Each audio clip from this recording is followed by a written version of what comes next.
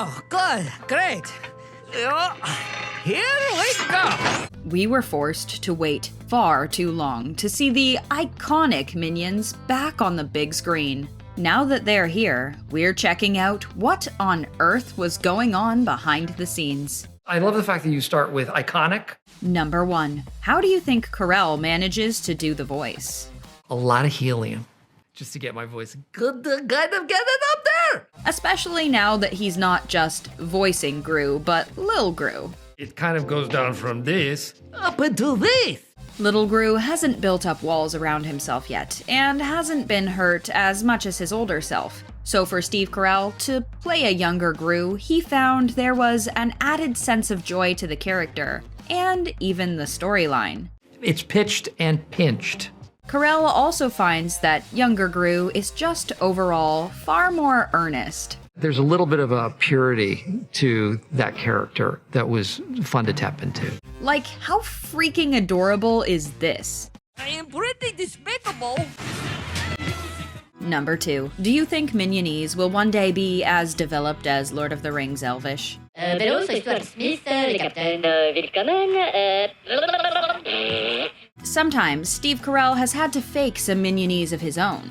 The language spoken by the Minions, if you're unfamiliar with the word. And it's really hard to learn. You'd think gibberish would be super easy to learn. Oh well. Por smoochy smoochy?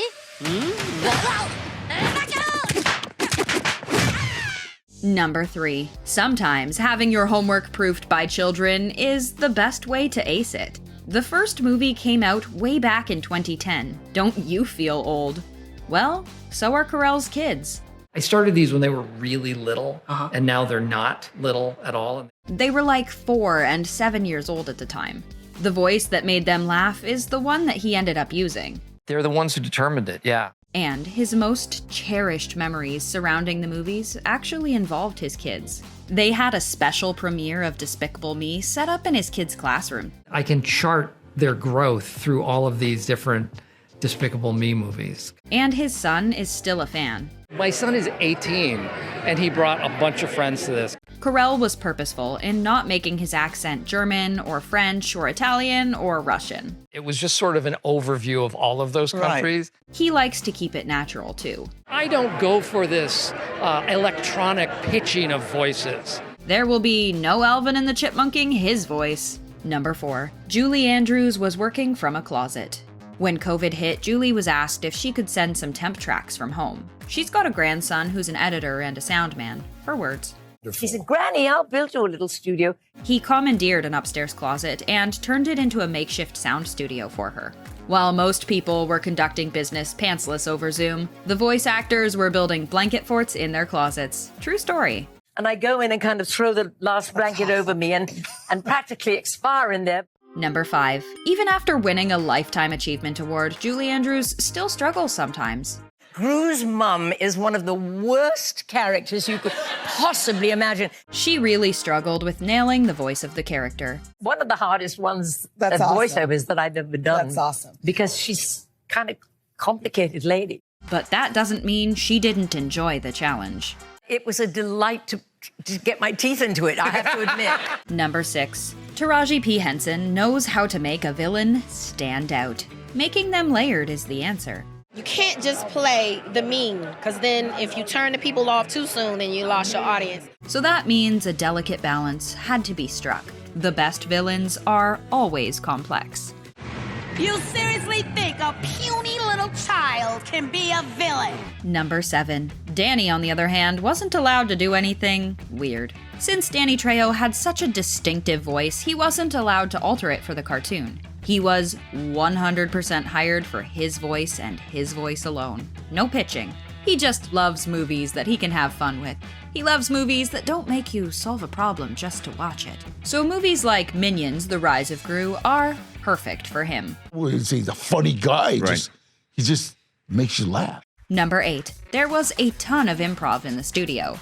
It's different because there's so much of it is predicated in imagination, too. Director Kyle Balda said of Steve Carell's performance that a huge part of it is ad-libbing and improvisation. And you have to give all sorts of different options as you're doing it. The director called Carell the custodian for the character. The team invites all the actors to improvise because you never know what sort of gems you're going to find in the spontaneity. And it's just throwing stuff against the wall and seeing what works. Number 9. No, we're not talking about Gru's mom and her new guru friend. Did you know that the Rise of Gru is a love story? No? Well, it is, so says the director. At the end of the first Minions movie, we saw Kevin and a young Gru make eye contact. This inspired them towards the next logical step, which was having them navigate their newfound partnership. Then Kung Fu came in because they just thought it would be hilarious. But at its heart, it truly does follow the plotline of a rom-com. The core of the story is the Minions and Gru. As Balda said, it's a love story. They break up, get back together, sort of the trials and tribulations they go through. Good night. Good night.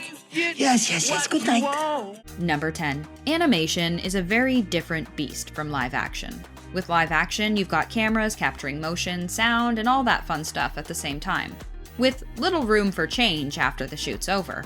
But animation is like doing all that, but for 2+ years and constantly changing everything in a chaotic whirlwind of fresh ideas. Director Kyle Balda described working on an animated film as spinning a lot of plates at the same time. Because unlike a live action movie where there's a logical order to the sequence of things, in animation there's a lot more flexibility. Even with things like scheduling and locations, when artists can work from home. Readjust things as we move along.